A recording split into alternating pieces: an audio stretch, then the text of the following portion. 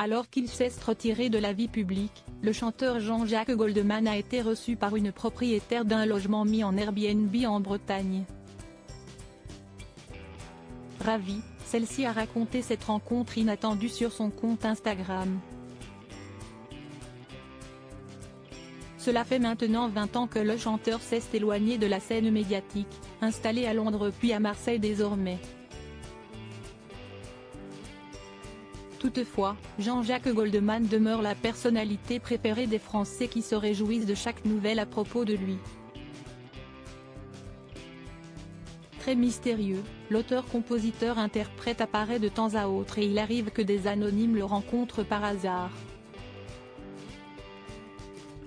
Si est-il le cas d'une céramiste bretonne. Cet été, alors que Kathleen avait reçu une réservation pour l'appartement qu'elle loue en Airbnb à Sker, celle-ci ne s'attendait pas à recevoir une véritable légende de la chanson française. Le 23 juillet, la loueuse avait préparé les clés du logement pour un couple, qu'elle avait laissé dans la boîte aux lettres.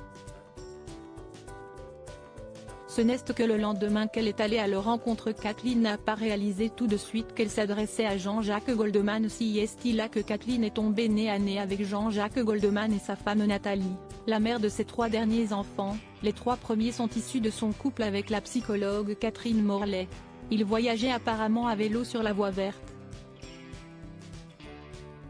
Mais celle-ci ne s'en est pas rendue compte immédiatement, ainsi qu'elle le raconte sur son compte Instagram. Ils étaient ravis de leur séjour dans mon appartement et ont apprécié d'avoir mangé dans la vaisselle que je fabrique. Ils m'ont partagé leurs impressions sur la région et leur passion pour leur séjour à vélo. Je me sentais à l'aise en discutant avec eux, appréciant leur simplicité et leur bonne humeur. La logeuse a évoqué la beauté des paysages bretons avec le couple avant de réaliser qu'elle connaissait l'un d'entre eux. Ces paroles résonnaient d'une façon familière, et je commençais à faire le lien. La voix, le charisme, l'humilité. Si est-il alors que la révélation me frappa comme un éclair, j'étais en train de discuter avec Jean-Jacques Goldman, le plus grand artiste vivant de la chanson française, s'exclame-t-elle.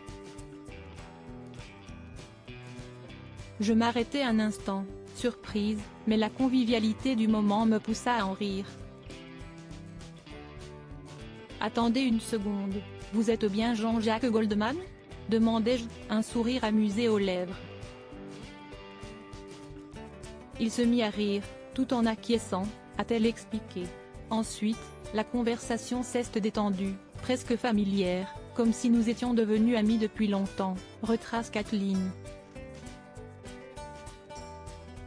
La fan du chanteur confesse être très reconnaissante de cet heureux hasard. Cette rencontre, bien que fortuite, était un cadeau précieux. Un événement qui restera gravé dans sa mémoire.